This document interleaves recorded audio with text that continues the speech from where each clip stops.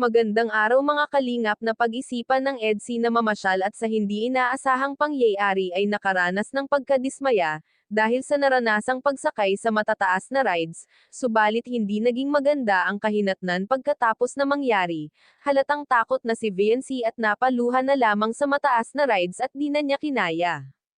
Hindi niya iyon inaasahan, bagamat hindi ito sanay sa mga ganyang bagay-bagay kaya mas pinili na lamang ni VNC na huwag ipagpatuloy ang iba pang sasakyang rides nila. Halatang si Edo ay sanay na sanay, pero mas nag-alala ito kay VNC, kaya nirespeto niya ang desisyon ni VNC na huwag na lang. Kung mapapansin natin ay hindi masyadong nag-enjoy si VNC, kundi siya ay napagod siya sa lakad nila dahil nga sa biglaan lamang ang pagsakay ng rides.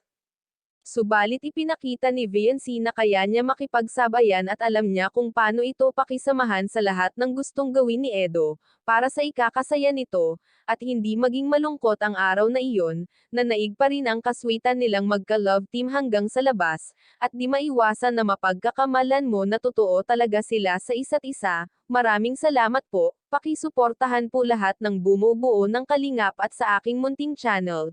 Thank you.